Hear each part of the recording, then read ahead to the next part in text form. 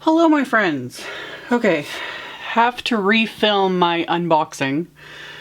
My original one, things were corrupted, file-wise, whatever. Anyway, so I don't have the box to open because I already recycled that. But anyway, this is Simon's June 2021 card kit. Rainbow is my favorite color.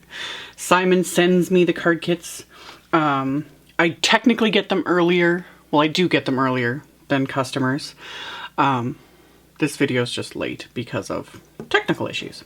So, as always, yeah, the kit is sent to me because I designed for them. That disclaimer. And then there's a new kit every month. I will link to the kit. I will link to everything individually because a new kit is coming out very soon because I'm behind. And all that info will be in the description box below, etc., etc. So let's just dive right in. You get a sucker. This is a birthday cake one. Ooh. Anyway, obviously very rainbowy, which just love. I love everything rainbow. It's fabulous. I'm gonna get this out of the way because it's like super reflective. I got like fingerprints on it. I'm just gonna take a cloth, I think, and like wipe it down. This is Simon's like rainbow holographics. You get a sheet of this in the kit. You can order this individually. I have someone order like on its way to me because I was like, I can't have just one sheet of this. It's beautiful. So yeah, very, very reflective and beautiful. So you get a sheet of that. There's a sheet of Nina 110 pound solar white cardstock. Great for stamping, great for Copic coloring, great for card bases. This is a really nice cardstock.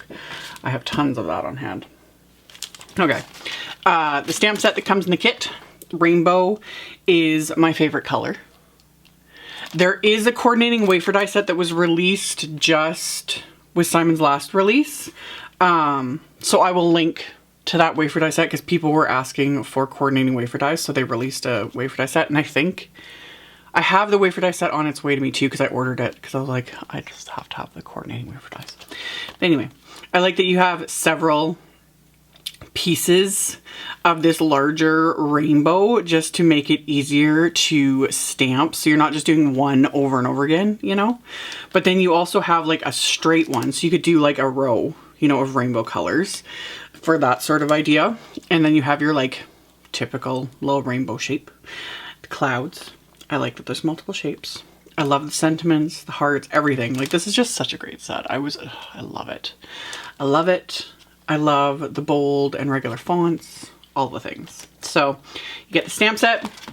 You get a pack of 4 of Simon's ink cubes. These are in Simon's colors. Their ink cubes are hybrid inks, so slightly different than the formula of their regular ink pads. But because they are a hybrid ink, you can stamp these on multiple surfaces. I don't do anything like that, so I have nothing to say with that. Like stamping on anything other than cardstock is just not my forte. But yeah, Hot Lips, Sunshine, Jelly Bean, and Audrey Blue. So you get a pack of those. You also get a full pack of the Ranger Mini Domed Ink blending foams. I've purchased some of these. I'm kind of glad I have extras. I haven't used them yet. I have the regular foams, you know, the flat ones that have been out forever, but the dome ones came out and people have been really enjoying them. Yeah, I'll have to play with them. So you get a chance to play with them if you get the kit. There is a pack of self-adhesive fairy jewels in beautiful rainbow colors. Love. My only peeve with self-adhesive jewels is more companies need to do multiple sizes. That's all I like. You know, I love the colors. I love that they're self-adhesive, but I wish they had more, like 3 sizes, you know, small, medium, large. That would be wonderful. If anybody's watching that like is in charge of those sorts of things, it would just make life so much better. So, but these are beautiful and they make me happy. I almost just want to put them on display because I love the colors. Anywho, you get one of Simon's holographic envelopes. So holographic. I have a pack or 2 of these already and I haven't used them yet just because they're fabulous. They're so fabulous. So you get that. There's also a little wafer die, this fun little wonky rainbow. It's just the Simon Says Hello rainbow die, and it has the little like embossed lines in it too. This is just really cute. This I just immediately, I was like, ooh, I would die cut this from watercolor paper and use my ink refills, of course, to do a fun little wonky rainbow. I think it's cute. So we got that. There's a great big stencil in here too. This is the Build a Rainbow 6 inches by 9 inches stencil. So this would work really nice for slimline cards as well.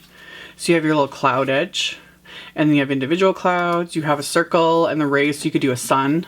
Like you could build up a little sun, and then you have the little parts to build a rainbow. So you could do it all with ink blending, which hence the blending foams and the ink pads.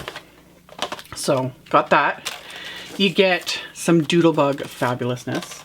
So Doodlebugs, Chasing Rainbows, sprinkles. These are also self-adhesive and they're all glossy and raised, and I will have a hard time not just hoarding this like I do with all Doodlebug, including this pattern paper. Oh. So you also get 12 double-sided sheets of Doodlebug Custom Rainbow 2021 6x6 paper, and is it not fabulous? Like, I need to get more of this paper. I don't even want to cut into it. It's so beautiful. I love it. And it's double-sided. So like these sides are pretty much all like full rainbow. And then actually it should be like that. Yeah. So you got like rainbow, literal rainbow, rainbow, rainbow, loveliness. And then this side is all the solids. So just, you know, typical Doodlebug patterns and colors and fabulousness. And I just love. Like, I want like 50 packs of this. And in 12 by 12. Because then, you know, to make like envelopes and stuff. Because, yeah, rainbow all things. So, I have random ideas. I will get to that. I haven't even had a chance yet to make the cards. But yeah, stay tuned. I will have a card or two coming in this video after this. Like I said, I will have links as well. So just check out the links or stay tuned, and I will see you all in a little bit.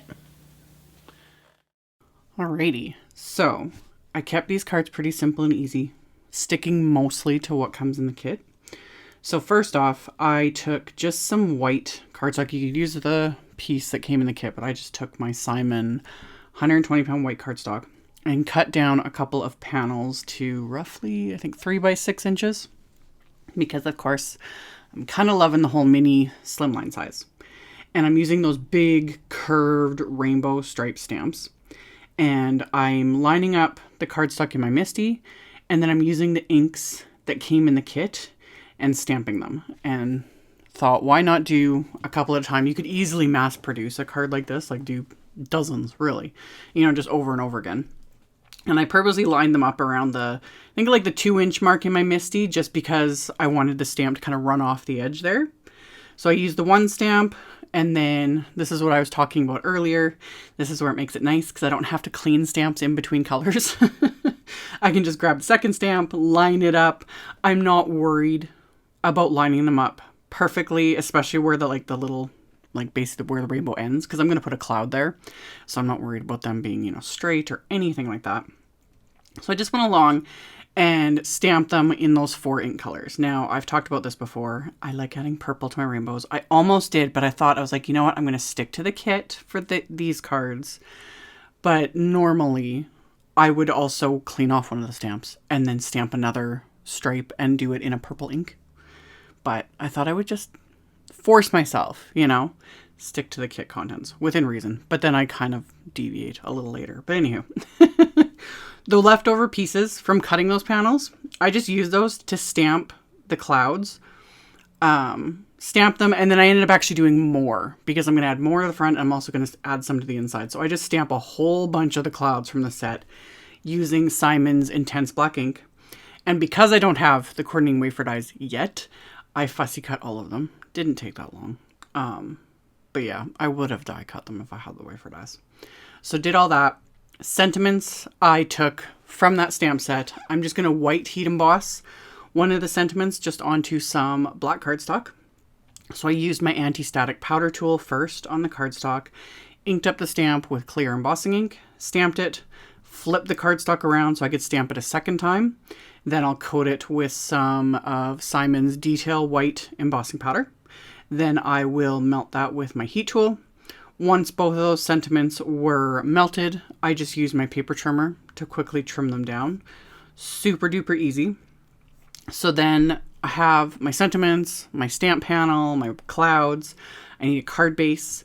Instead of using Audrey Blue, because that's one of the ink colors, I actually went with Island Blue from Simon, and I'm just cutting my cardstock down to 6 1/4 inches by 6 1/2. That is why I have that washi tape on the left-hand side of my paper trimmer.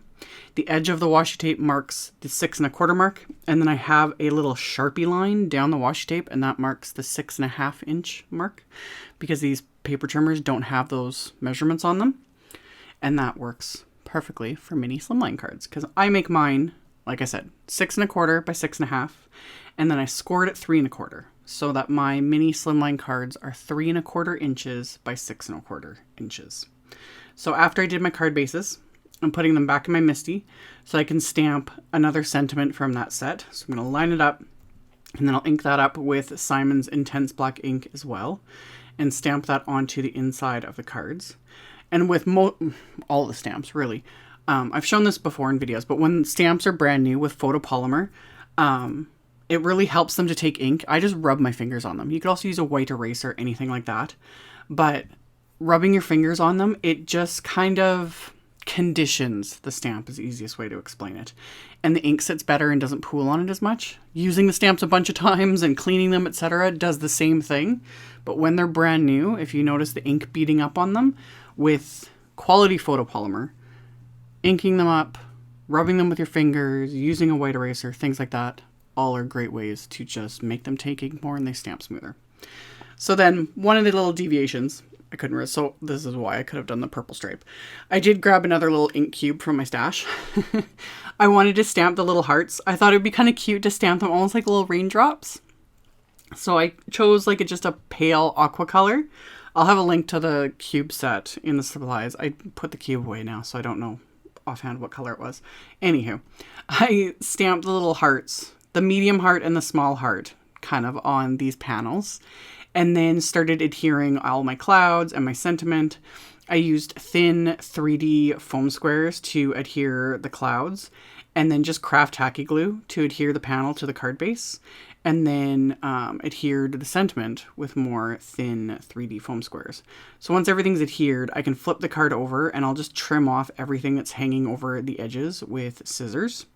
And then I'm going to do the same thing to the inside. This is why I did a ton of clouds. So I had clouds for the front and then clouds just to finish off the inside. So those I'll adhere with craft tacky glue, and same thing. I adhere a couple of them and let them kind of hang off the inside there. And then I'll flip it over and trim off the excess. And then repeat the process with card number 2. As always, you could leave it here, but I had to add a little bit of bling. So I have Simon's Unicorn Dust and Unicorn Confetti Glitter. I've shown these in recent videos, but I thought I would just show a close-up to show the difference. So the dust there is on the left, the confetti's on the right. So you can see one is like a fine glitter, the other one's a chunky glitter. So I have both these glitters, and I have each of them in a glitter duster. I have 2 different brands here. They're the same thing. One's Tonics, one's Stampers Anonymous. They're the exact same thing, just different labels. But I have each of those glitters in a glitter duster. All the glitter duster does is it just poofs out, like literally a fine little dust of the dry glitter. And the benefit to that is you're not pouring and dumping on large amounts of glitter.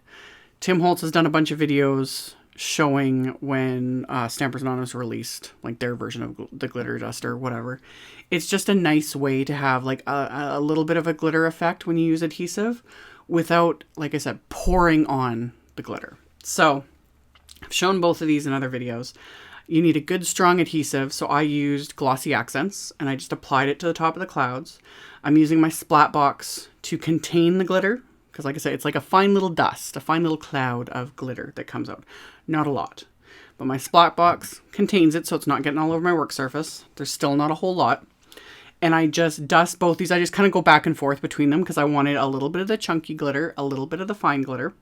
So it's all adhering to those glossy accents. You need a good, strong adhesive. If there's no adhesive, the glitter's not going to stick to anything. So something like glossy accents, the craft tacky glue would work, just a good strong liquid adhesive. You can use things like double-sided tape, etc. Those you have to work a little harder to like press adhesive in, and you're obviously stuck with like the shape of the tape, if that makes sense. So I apply my glitter over my little splat box here to contain it. I let everything completely dry. When it's dry, I work over my splat box again and just brush off the excess glitter that's, you know, static cling to the cards, etc. So I just use my big fan brush, the same one I use when I'm heat embossing. And then with my splat box, I just tap it over my garbage. There's not that much glitter, honestly, but I just tap it over my garbage, kind of contains it. You still get some glitter here and there, but it's still pretty contained in my opinion. So those are my fun little cards. As always, I will have a link below the video. I'll have a link to my blog post. I'll have the pictures in the blog post. I'll have picture links as well, and links to the kit, etc., etc. All that info is in the description box below if you're interested. Thank you all so much for watching, for subscribing, thumbs upping, commenting, all of it. I very much appreciate it. And I will be back very soon with another video. Bye.